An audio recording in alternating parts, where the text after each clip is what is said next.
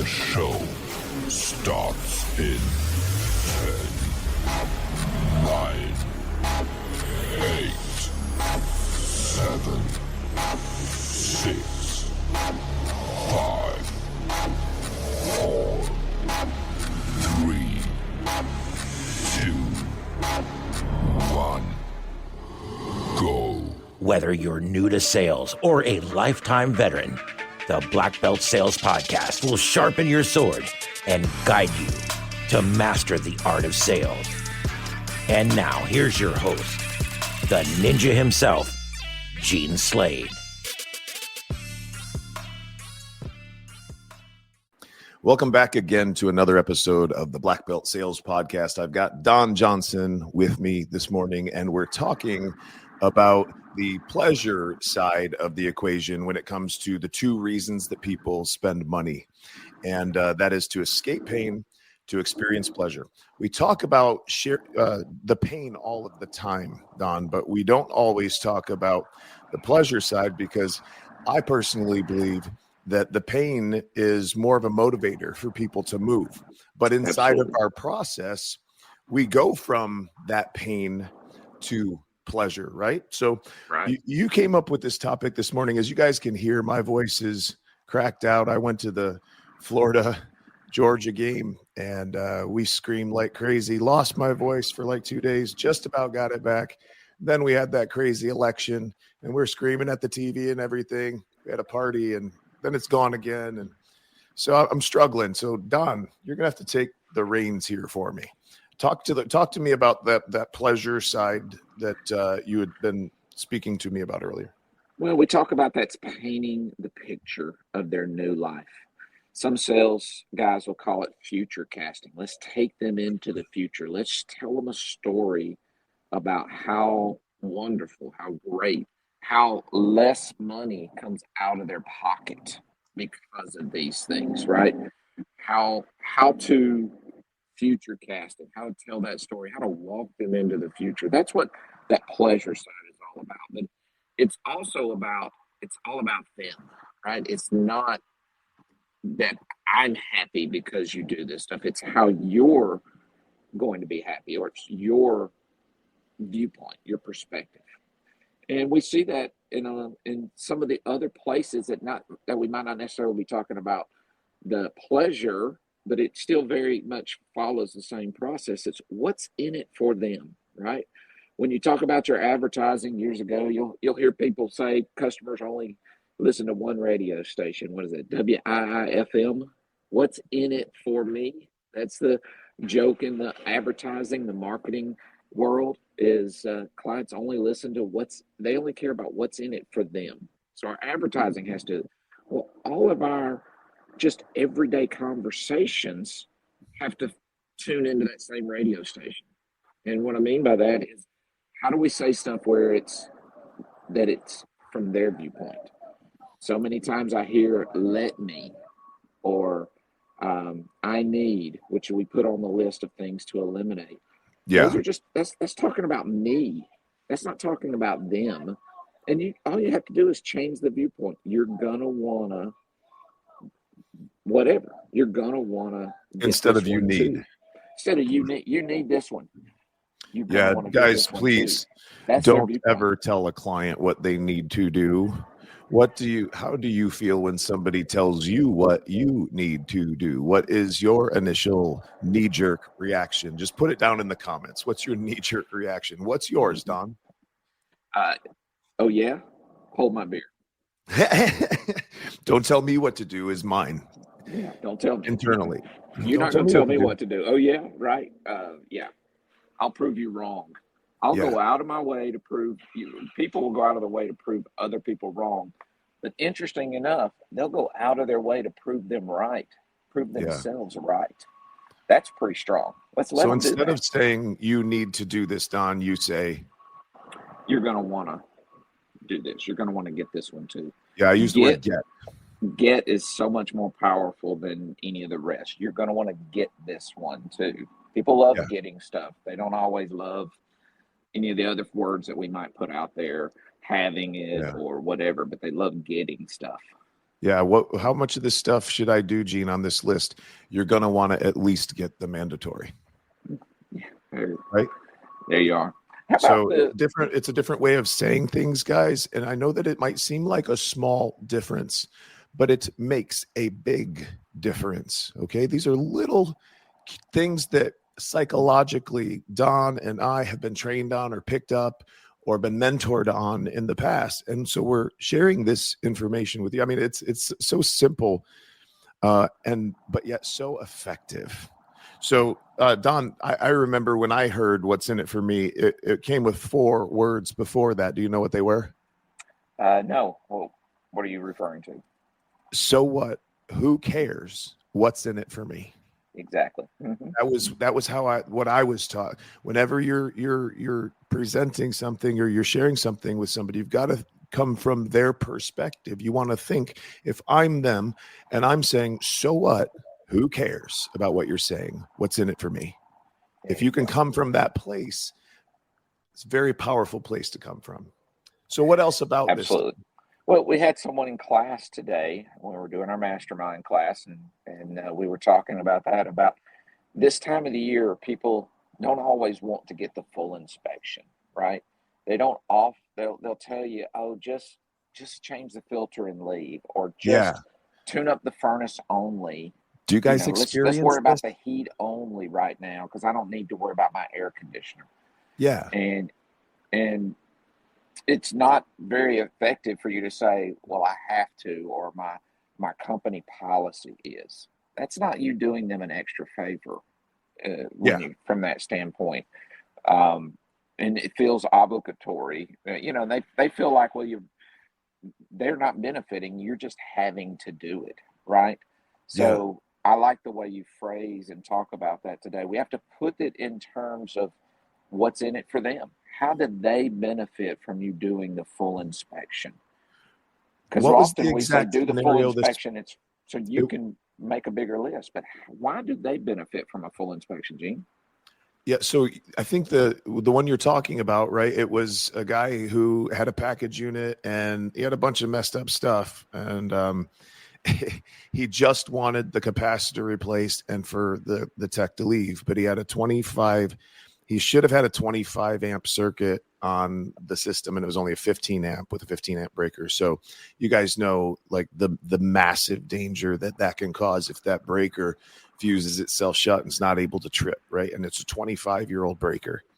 So the guy didn't want him to do that. And so the way that we do it, the way that we get around that for the customer's benefit, is to use a feel, felt, found, my greatest fear. And that would sound something like this. You want me to just flush the water heater and leave, or you just want me to replace the capacitor and leave. Mr. Smith, I understand exactly how you feel. Believe it or not, I get clients that feel that way all the time. They just want me to fix it and run, beat feet, go, right? But what we've found is that when I do the full inspection, there are almost always a few little free adjustments that I can make to keep the HVAC techs away. And my greatest fear is that I don't do the full inspection and you're calling me back in another week or another month, not just with another repair, but possible property damage to go along with it. So would it be all right if I did the free inspection to see if there are any little free adjustments that I can make to keep the HVAC techs away? So that's how it would work. Perfect. On. Yeah. And since you mentioned feel, felt, found, we hear that a lot. It's an old one, been around a long time, but very useful. And it's not so much that it's a pure close. It's useful in that it gives empathy, right? Yes. What is empathy? It puts us on the same wavelength, right? Maybe even it's not combativeness. Right. And it puts us on that same radio station for what I said. What's in it for me? What's in it for them? Yeah. The customer saying what's in it for me. When we use empathy, feel, felt, found is empathy, it puts us on the same wavelength. Now we're tuned into the same station. We're talking about it from their standpoint. And why do we call it a feel, felt, found? Is because kind of the first sentence uses the word feel. I understand how you feel. Second sentence typically uses the word felt, kind of like in the past. I've had other clients who've felt the exact same way. Kind of herd and pack mentality, but we're getting empathy. You're And the not last alone, sentence, which yeah, makes you're them not feel alone. better. Right. And then the last is found, but what we found is, and then you get to state exactly where, what you were wanting to state to begin with, why they should be doing this or that situation. So it could change in every situation. Yeah. Feel, felt, found could be used not just for doing the full inspection. It's it's scripted out on why you should get the husband and the wife together in a in a system purchase situation. Feel, felt, found. Understand how you feel. Had other clients in the past who felt the exact same way, and what we found that there's always little small differences between spouses of what they feel is important or priority. And my biggest fear is I don't fully go through the process and you end up stuck with something that you're not happy with for the next 10 or 20 years. So with your permission, let's get your spouse involved. And I know that was kind of different. You want to run through exactly how you do the feel, felt, found for get all decision makers involved, Gene? I really don't want to do that right now because I've got very little voice yet. But what I would like to say is that there's 100 different ways or scenarios that you can use this in, probably hundreds, right? Mm-hmm, exactly. But in the spouse scenario, like you were asking, it would be something like, look, I understand exactly how you feel.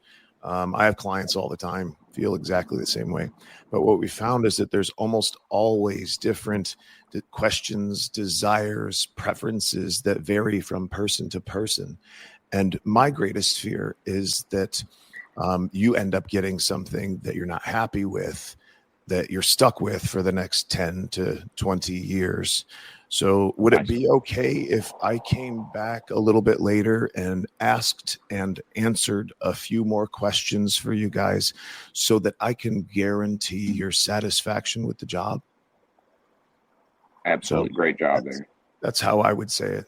Absolutely. Well, again, it gets empathy. We hear it all the time. Guys, hang on a second, Don. Guys, if you don't give us a little bit of love or a share for what we're dropping on you today, I mean, seriously, we just gave you two different objections to obliterate. If you will just go back and rewind the tape and write down what we said, okay?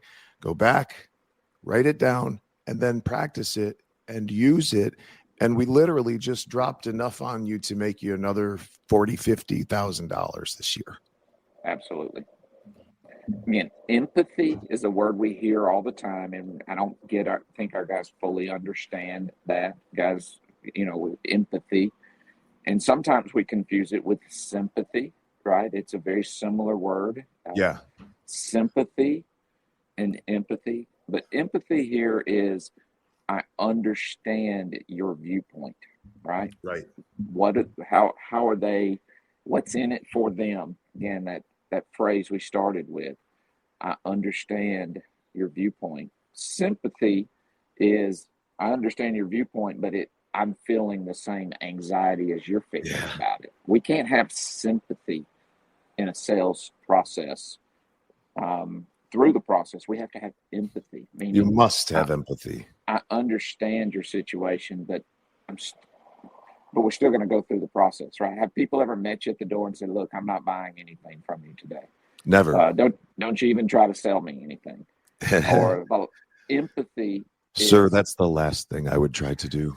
Absolutely. But empathy is I understand that they have a reason for that.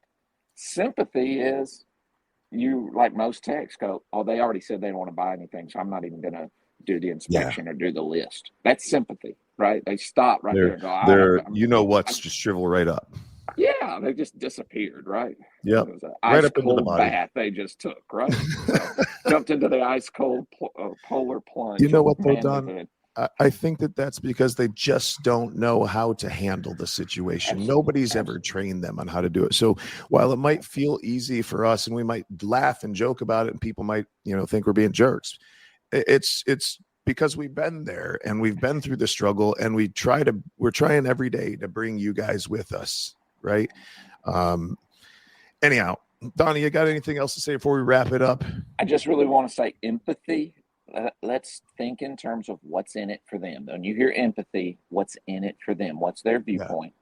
And always phrase the things from their perspective. That's the biggest part of this. You're going to want to get this is a huge start. One of the easiest things you can introduce is you're going to want to get, and whatever else that you're talking about, you're going to want to get the ducts clean. You're going to want to get all this sealed up. You're going to want to get that system upgrade. Not you need, guys. If you're just tuning in, not you need. Take that out of your vocabulary. Never, ever tell a client what they need to do again, because how do you feel when people tell you what you need to do? And really, as contractors, we hear it a lot. We have a lot of offer. That offer word jumps out there, right? Offer is a word that's from our viewpoint. Yeah. We can't offer stuff to people. Eliminate that. We can't even really recommend stuff to people. No. So because of the natural pushback, we have a lot of things to offer. Stop using the word recommend. So from their standpoint, you're gonna want to go with this high performance system. You're gonna want to get it right. Something of that nature. Inside of the Lead Ninja Mastermind, everyone, which is our twice a week live coaching program that Don and I do on Tuesdays and Thursdays, is a list of words to eliminate and what to replace them with. So I know that we only give you the tip of the iceberg when we come on these podcasts. It's about all we can do in 20, 30, 40 minutes. But if you want to get trained up, if you're sick and tired of losing sales, if you're sick and tired of feeling like crap every time you leave a client's house without a deal, and you know that there's a way to actually close those deals and make everybody happy. Listen, closing is not something you do to a client. It's something you do for a client. So if you want to make more sales, hit us up. Text me at 239-848-6533. That's 239-848-6533. And I will help you to become an absolute rock star as long as you do the work. All right. There is a bigger, better, brighter life out there for you that you are missing out on. Stop wasting time. You don't know how long you have. Okay. So hit us up, put mansion down in the comments or help down in the comments or anything. If you want to type a message down in the comments, go ahead and my team will get with you and we'll share with you how that you can be a part of that program. All right. Yep. And it's not expensive. You're paying for it, whether you get it or not, aren't you? You're paying for it in those houses you're walking out of. Probably the last house you just walked out of without getting a ticket. You could have paid for your year's worth of training on that one call. And you think, I can't overcharge customers. You're not overcharging customers. Mm-mm. You're just getting them involved with everything that your company can do. And I'll say it, since this is what we're training, you're going to want to get down to the Orlando Mansion event, December 1st through the 5th, and then 6th through the 9th, I believe, 2 different sessions we've got going. You're going to want to get down to the next event. You're going to want to get there. So, Don, thank you so much for joining me today. I will see you tomorrow, big man. You guys have a great day too. Go out there and slay some dragons, ninjas. Take care. Good luck, guys. All right. Bye.